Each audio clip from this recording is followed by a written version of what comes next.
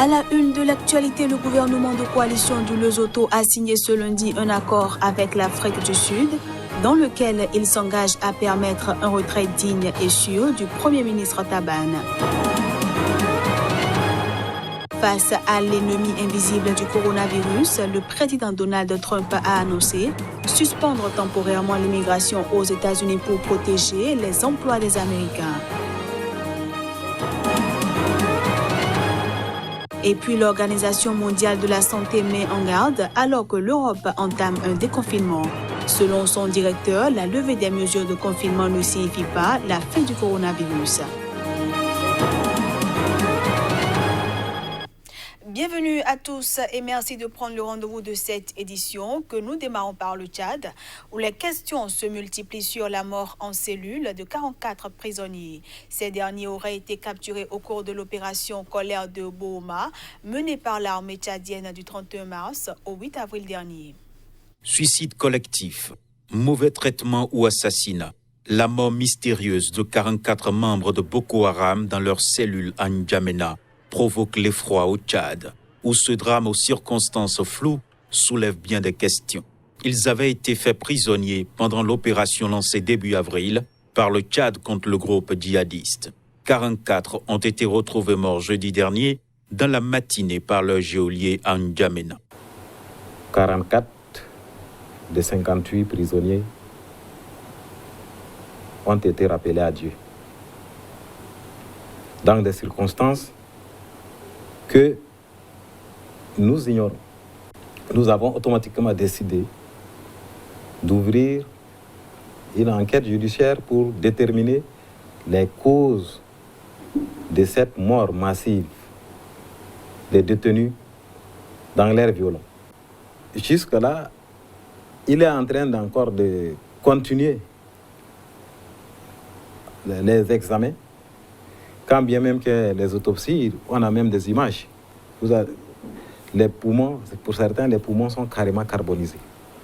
Comme les corps entraient en putréfaction, nous ne pouvions les conserver et les services sanitaires de la mairie, avec les autres autorités, nous avons décidé de procéder à l'inhumation des 40 corps. Et le médecin légiste que nous avions appelé a décidé de prendre en échantillon 4 corps pour faire son autopsie. Suite à l'annonce de leur mort, la société civile a appelé à une enquête indépendante. Une autopsie pratiquée sur 4 des 44 corps révèle une consommation d'une substance létale. Précisons que ces prisonniers morts étaient enfermés dans les cachots de la Légion de gendarmerie de N'Djamena, sans aucun droit de visite. Au Lesotho, le Premier ministre contesté était au cœur douleux échanges entre le Lesotho et l'Afrique du Sud. La signature d'un accord en a résulté. Le gouvernement de coalition du Lesotho s'est engagé à permettre un retrait digne, élégant et sûr de Thomas Tabane.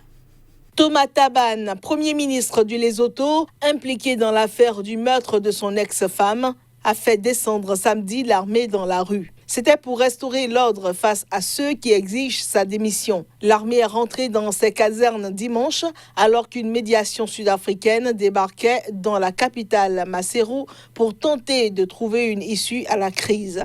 Après des discussions impliquant le roi Letsie III et toutes les parties, le gouvernement a accepté de mettre en œuvre les mesures nécessaires en vue d'un retrait digne, élégant et en toute sécurité de l'honorable Premier ministre, selon un communiqué. L'exécutif y a également réaffirmé son engagement à respecter l'état de droit, la justice et les forces de sécurité afin d'assurer la sécurité et la prospérité de la nation. Ce texte ne précise toutefois pas le calendrier de départ pour Tabane, principal point de discorde avec ses rivaux. Le petit royaume traverse une grave crise politique depuis la mise en œuvre en début d'année du chef du gouvernement dans le meurtre de son ex-épouse en 2017. Pourtant, lâché par son propre parti, la Convention de tous les Basotho et les formations qui soutiennent son gouvernement, le Premier ministre s'accroche à son poste et n'a promis de le quitter que d'ici à la fin juillet en raison de son âge. Hors du continent africain, le président américain Donald Trump a annoncé ce lundi qu'il allait suspendre temporairement l'immigration aux États-Unis. Cette mesure vise à protéger les emplois des Américains face à la crise économique provoquée par le coronavirus. Face au coronavirus, Donald Trump a annoncé ce lundi la suspension temporaire de l'immigration aux États-Unis. À la lumière de l'attaque de l'ennemi invisible et face à la nécessité de protéger les emplois de nos grands citoyens américains, je vais signer un décret présidentiel pour suspendre temporairement l'immigration aux États-Unis, a tweeté le président américain. Le coronavirus, qu'il qualifie d'ennemi invisible, a déjà tué plus de 42 000 personnes aux États-Unis, nouvelle ligne de front de la maladie. Près de 766 660 cas y ont été enregistrés et 22 millions d'Américains ont perdu leur travail en raison de l'épidémie. Candidat à sa réélection en novembre 2020, Donald Trump, dont un des thèmes de campagne favoris est la limitation de l'immigration, n'a donné aucun détail sur la manière dont il entendait appliquer cette mesure et pour combien de temps. Face à l'expansion de l'épidémie, il avait dès le mois de janvier restreint les déplacements avec la Chine avant d'interdire les voyages entre les États-Unis et la plupart des pays européens à la mi-mars. Le président américain Donald Trump s'est depuis montré impatient face aux efforts déployés pour lutter contre la maladie et a encouragé les manifestants en colère contre les mesures de confinement dans certains États.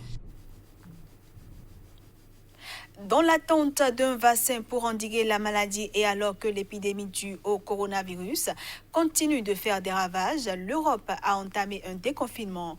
Mais l'Organisation mondiale de la santé appelle à la prudence.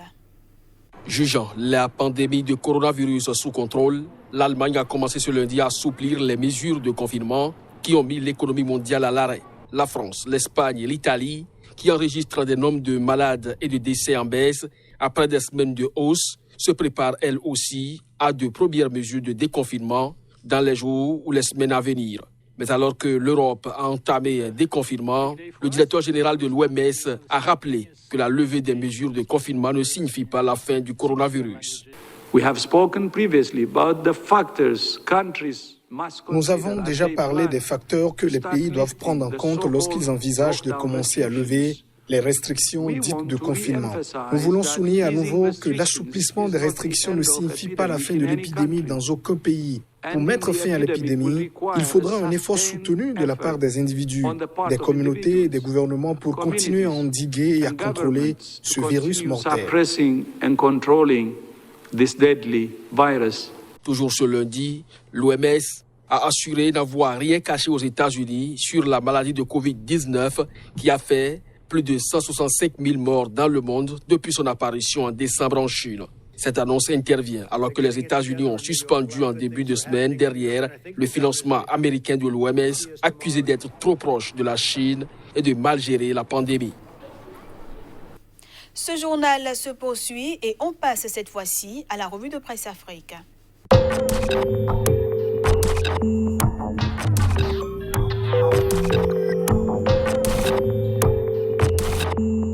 Bonjour à tous et bienvenue dans la revue de presse Afrique du jour.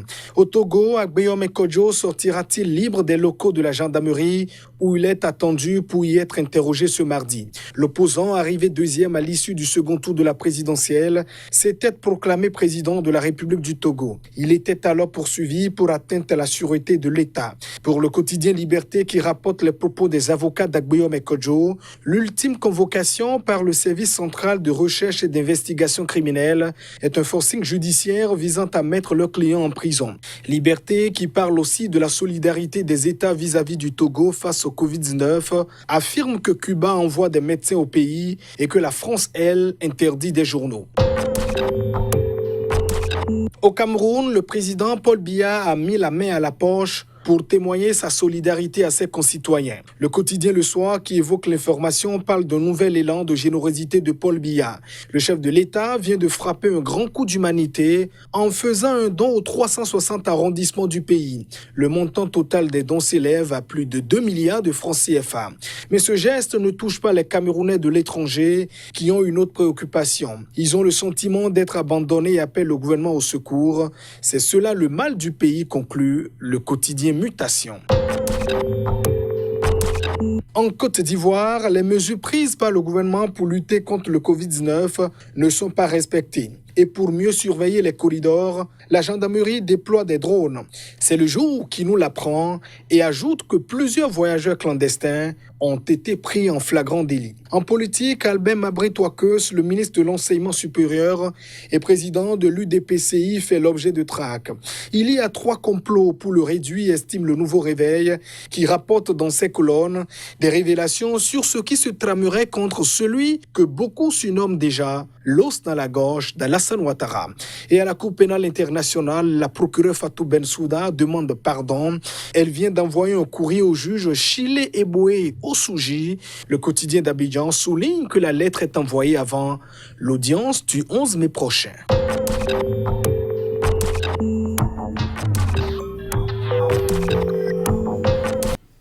Et voilà, mesdames, messieurs, ce sera tout pour cette édition.